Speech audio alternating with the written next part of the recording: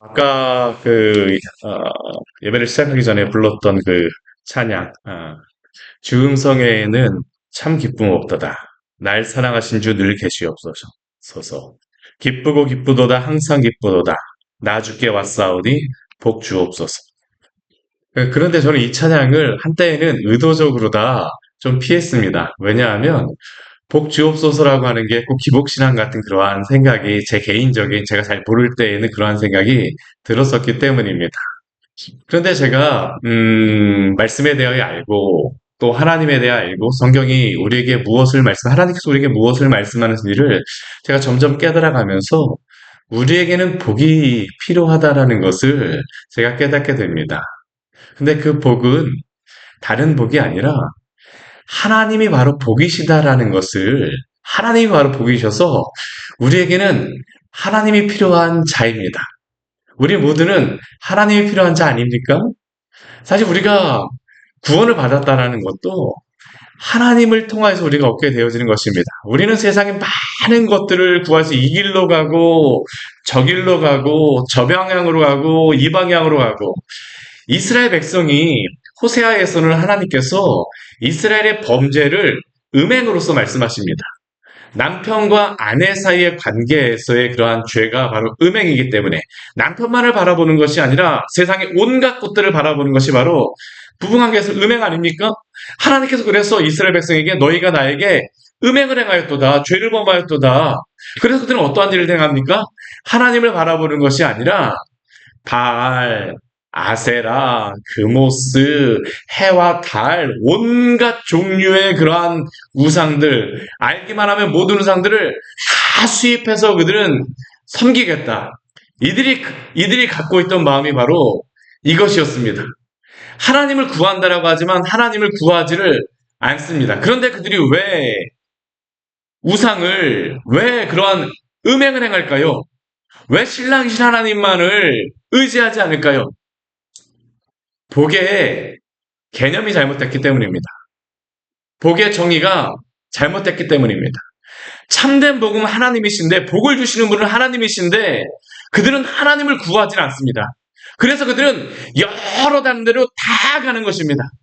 하나님에게 구하는 것을 구하여서는 이것을 얻을 수 없다고 생각했기 때문에 온갖 세상의 것들을 다 구하는 것이죠. 호세아의 아내였던 고멜이 호세아를 떠나는 이유도 그렇습니다. 나의 남편이 나를 채워주지 못한다라는 겁니다. 포도주, 여러 가지 많은 것들, 기름, 선지자의 아내로서 나의 그러한 모든 것들을 어떻게 충당을 하고 살아갈 수 있어. 근데 고멜의 그러한 피로를 채워줄 수 있는 그러한 것은 그의 남편이었던 호세아밖에 없다는 게 바로 그 결혼 생활을 통해서 보여주는 것이고요. 이스라엘 백성을 통해서 알려주는 것도 그들에게 참된 복을 주시는 분도 바로 하나님이시라는 겁니다. 그러면 그들이 참된 복을 누리기 위해서 평화를 누리기 위해서는 누구에게 돌아와야 될까요? 하나님께 돌아와야 됩니다. 하나님께 돌아와야 됩니다. 오늘 말씀이 바로 그것에 대한 말씀입니다. 오늘 우리 호세아 말씀에서 가장 유명한 말씀들이 오늘 말씀에 나오고 있죠. 우리 6장 1절 말씀을 보게 되면 무엇이라고 시작합니까? 오라 우리가 여호와께로 돌아가자. 오라 우리가 여호와의 산에 올라 하면서 이렇게 부르는 그런 찬양들도 오라 우리가 여호와께로 돌아가자. 하나님께로 돌아가자. 하나님을 힘써 알자. 왜 이스라엘 백성은 여호와께로 돌아가야 됩니까? 하나님이 참된 구원이시기 때문입니다. 하나님만이 참된 복이시기 때문입니다. 그들은 다른 곳에서는 그들의 그 필요를 구할 수가 없습니다. 오직 하나님께로부터만 그들의 모든 것들을 다 얻을 수 있다는 게 바로 호세아가 이스라엘 백성들에게, 아니 하나님이 이스라엘 백성들에게 하시는 말씀입니다. 이것은 회개 촉구죠. 오라! 오라! 바알에게 갔던 이스라엘 백성들아, 아스레에게 갔던 이스라엘 백성들아, 우리 앞에 말씀해 보게 되면 그들이 전쟁에 승리하기 위해서 하나님을 구하는 것이 아니라 아수르 왕에게 또다시 달려갑니다. 아수르의 그러한 야레방에게, 큰 왕에게 달려가죠. 하나님은 구하지 않습니다. 근데 호세아는 그들에게 얘기합니다. 오라 우리가 여호와께로 돌아가자. 회개라는 것은 무엇일까요? 두 가지를 이야기하는 것입니다. 방향을 바꾸는 것입니다. 근데 방향을 바꾸었다 해서 방향을 바꾸어서 아무데로다 가는 게 아니라 하나님께로 돌아가는 게 바로 회개입니다. 오늘 1절 말씀이 그것을 우리에게 얘기하죠. 오라 우리가 여호와께로 돌아가자. 죄악의 방향에서 바알을 섬기는 방향 조금 돌려갖고 아세라에게 가거나 아니면 아세라를 섬기는 것에서 금오스나 몰래개교로 가는 것이 아니라 반드시 그들이 방향을 돌이켰으면 하나님께로 돌아와야 됩니다. 또한 이것은 우리에게 주시는 말씀인 줄 믿습니다. 세상에 많은 사람들에게 하나님이 요구하시는 게 무엇일까요? 나에게 오라, 나에게 오라입니다. 나에게 오라. 세상에 다른 것이 아니라 나에게로 오라. 그들이 하나님께 돌아오게 되면 하나님이 무엇을 주십니까? 우리 앞에 우리 5장 말씀에 보게 되면 하나님을 찾지 않고 세상의 온갖 것들을 찾을 때 하나님이 그들에게 좀이 되고 썩이는 것이 되고 사자가 되시겠다고 말씀하십니다. 하나님께서 그들을 심판하시겠다고 말씀하세요. 목적은 무엇입니까? 하나님께로 돌아오게 하기 위하여서입니다. 하나님께 돌아오게 하기 위해서. 그들이 하나님께 돌아오게 되면 어떠한 일들이 있을까요? 우리 6장 1절 뒤에 말씀에 오게 되면 이렇게 말씀하시죠. 여호와께서 우리를 찢으셨으나 그 뒤에 말씀 같이 한번 읽어볼까요? 도로 낫게 할 것이요. 우리를 치셨으나 싸매어 주실 것입니다. 오직 하나님만이 우리의 상처를, 우리의 아픔을 싸매시고 고치실 수 있는 줄 믿으시기를 바랍니다. 오직 하나님만이 일을 하실 수 있다는 겁니다. 그들은 그들의 상처를 치료할 수 있는 사람이 아수르 왕이라고 생각하였습니다. 아수르 왕이라고 생각을 하였어요. 그들은 그래서 아수르 왕에게 달려갔습니다. 그런데 오직 그들을 치료할 수 있는 분은 누구십니까? 하나님이십니다. 우리 5장 13절 말씀에 보게 되면 이렇게 말씀하고 있습니다. 에브라임이 자기의 병을 깨달으며 유다가 자기의 상처를 깨달았다. 상처를 아는 게 중요한 게 아닙니다. 상처를 아는 것도 필요하죠. 내가 의사가 필요하다는 것을 분명히 깨닫는 것입니다. 내가 상처가 났어. 내가 아파. 고쳐야 되겠네? 치료해야 되겠네? 그런데 이스라엘의 문제는 무엇이었습니까? 에브라임은 아수르로 가서 야레방에게 사람을 보내었으나 이게 이스라엘의 문제였습니다. 하나님을 찾지 않습니다. 그가 능히 그들을 고칠 줄로 그들은 기대하였지만 그 아수르 왕은 그들을 치료하지 못하였습니다. 오직 누구만 치료할 수 있습니까? 오직 여호와 하나님만이 치료하시고 고치시는 하나님이신 줄 믿으십시오. 여호와 라파의 하나님. 하나님만이 우리를 치료하실 수 있습니다. 우리 2절 말씀해 보게 되면 또 이렇게 말씀하죠. 우리 같이 한번 6장 2절 말씀 같이 한번 읽어볼까요? 여호와께서 이틀 후에 우리를 살리시며 셋째 날에 우리를 일으키시니 우리가 그의 앞에 살리라. 하나님의 치료는 급속하다는 것이죠. 이틀 후에 우리를 살리시고 셋째 날에 우리를 일으키시리니 우리가 그의 앞에 살리라. 근데 이 말씀은 단순히 우리의 치료만을 이야기하는 게 아닙니다. 성경 말씀에 보게 되면 예수님이 3일 만에 부활하신다라는 것이 나와 있는 말씀이 이렇게 명시적으로 나와 있는 말씀이 없어요. 물론 예수님께서 요나를 통하여서 3일 만에 그 물고기 뱃속에서 나온 것을 말씀하시지만 오늘 그 6장 2절 말씀에서는 어떻게 하십니까?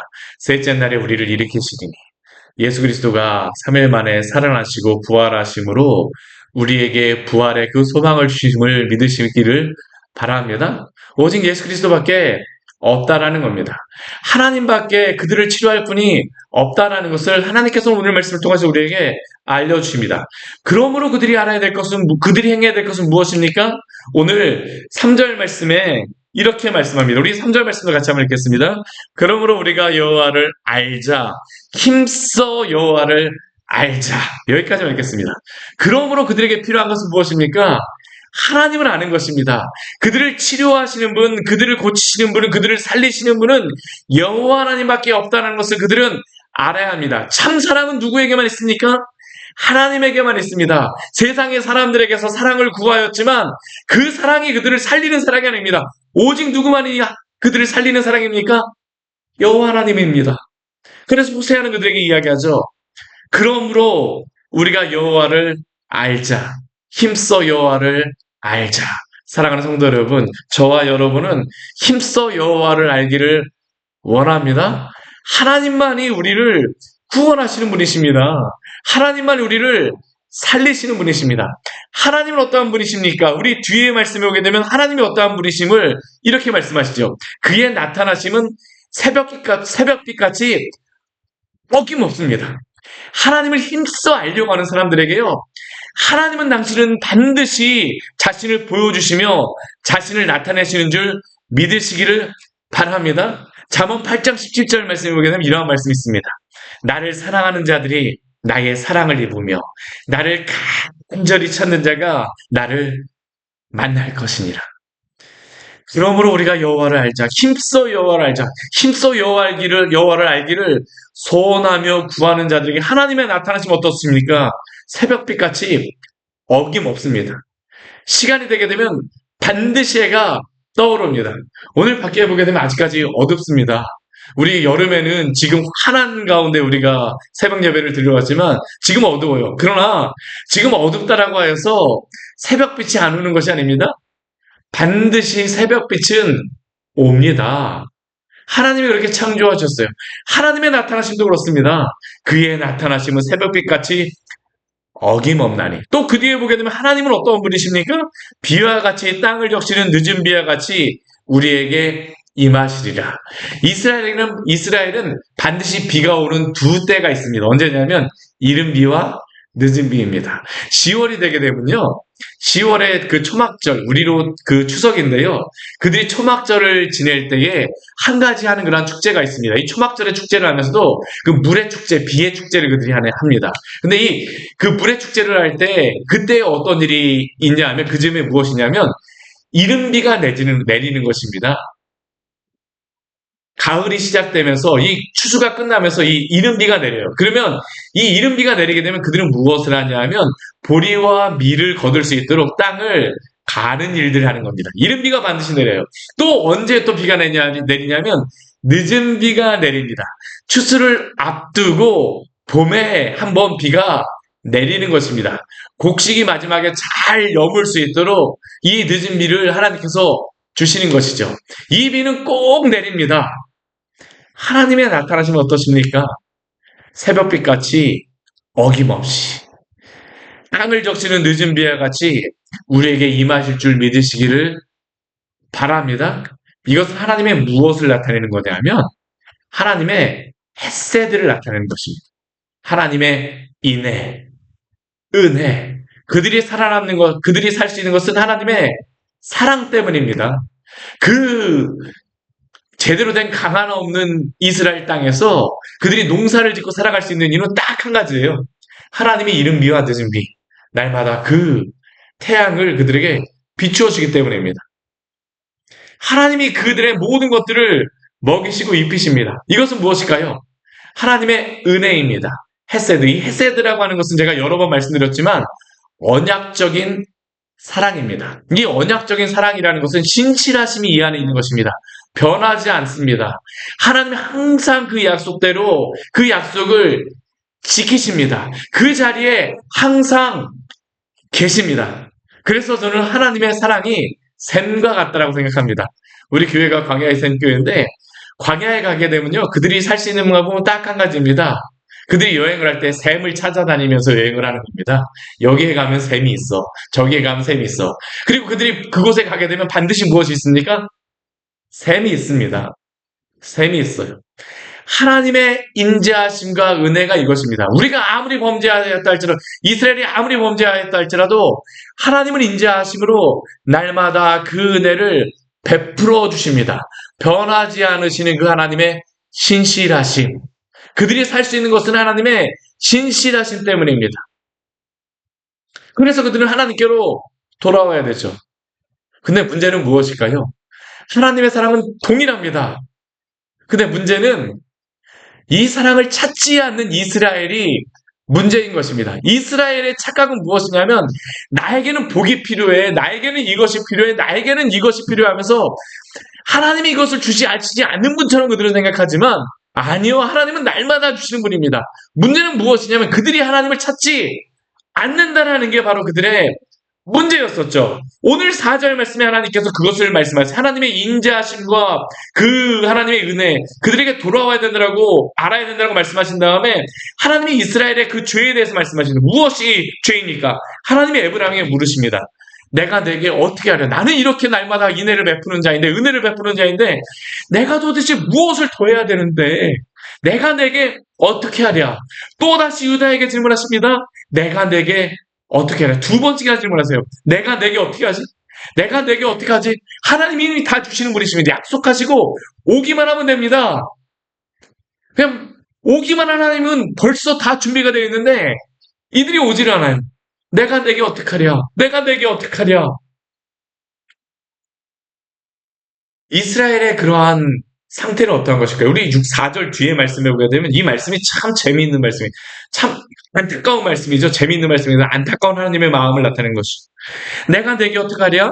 너희의 인애가 아침 구름같이 쉬 없어지는 이슬 같도다. 하나님의 햇새들은 무엇이라고요? 변하지 않습니다. 신실하세요. 날마다 그 사랑을 베풀어 주는데 이스라엘의 인애 햇새들은 무엇입니까? 아침 구름이나 쉬 없어지는 이슬 같습니다. 아침의 안개 같습니다. 해 떠오르게 되면 금방 사라지는 것과 같이 조금만 어렵게 되면 하나님을 향한 그 사랑, 하나님을 신뢰하는 그 믿음 순식간에 사라져버린다는 겁니다. 그러한 그들의 인애, 그러한 그들의 모습을 보면서 하나님이 말씀하시는 것입니다. 내가 어떡하랴? 내가 어떡하랴?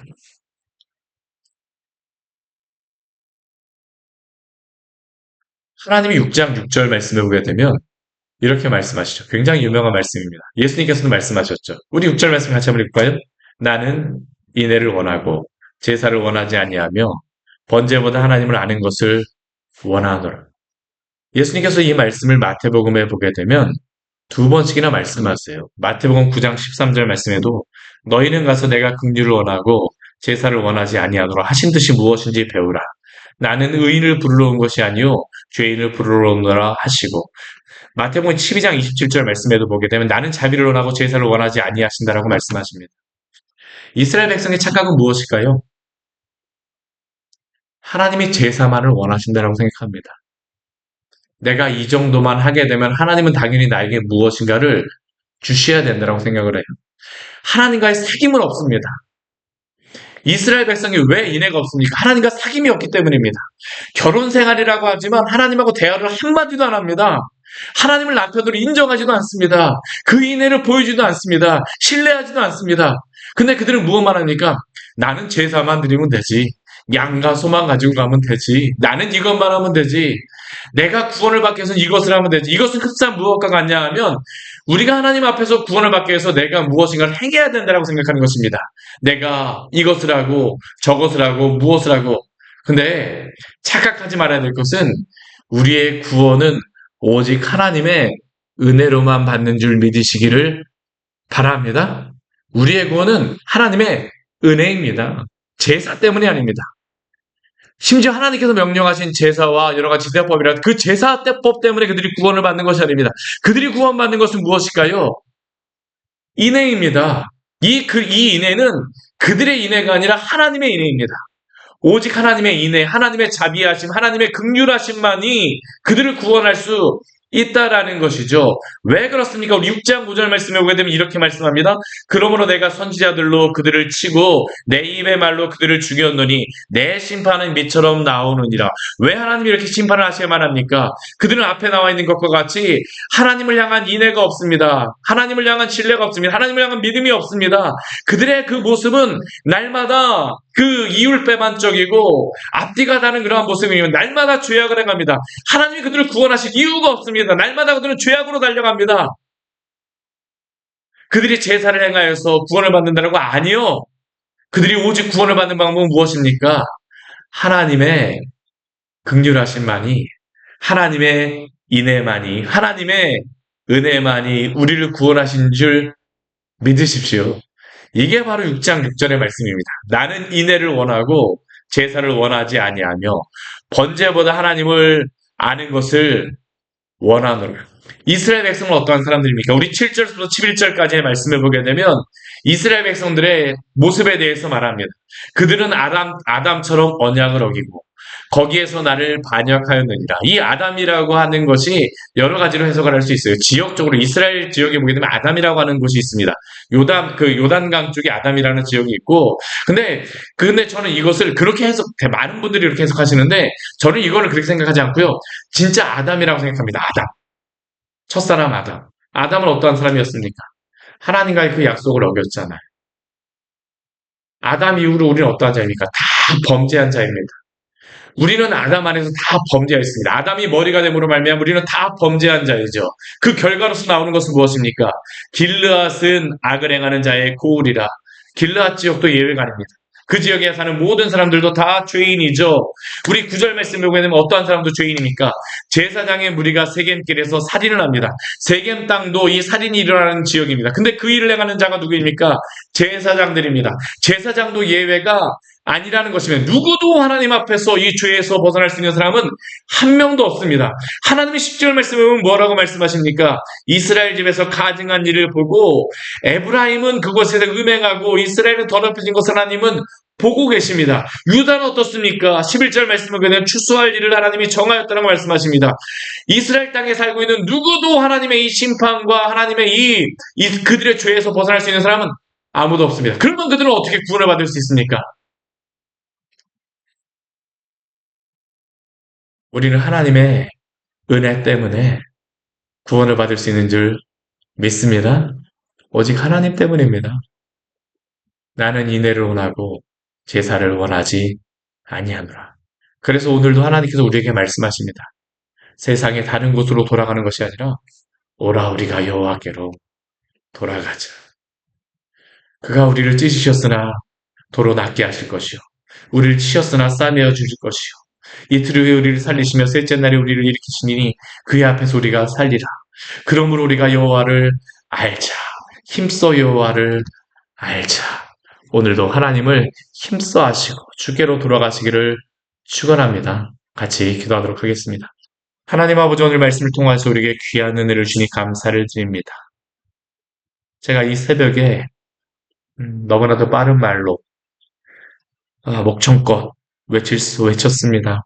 외칠 수밖에 없습니다. 우리의 모습이 바로 하나님을 알지 못하는, 하나님을 안다라고 하지만 하나님을 알지 못하는 그러한 백성들과 같이 살아가고 있기 때문입니다.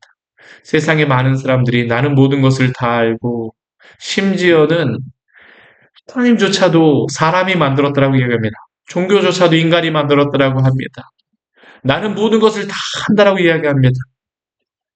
그런데 그들에게 필요한 것은 그들을 구원하지 못하는 그러한 지식이요, 그러한 생각이 아니라 하나님께로 돌아오는 것이요, 또한 여호와를 힘써 아는 것임을 당신 앞에 고백합니다.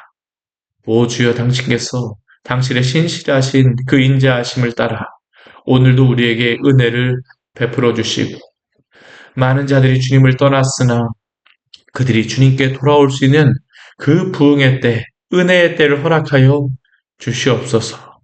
우리 먼저 주 앞에 돌아오게 하여 주시고, 우리의 참된 복은 세상의 온갖 것들이 아니라 오직 하나님만이 우리의 참된 복이심을 알아 주의 은혜를 구하며 당신의 그 사랑 안에 거하기를 날마다 소원케 하여 주시옵소서. 예수님 이름으로 기도드립니다. 아멘. 오늘 말씀 같이 기억하시면서 기도하며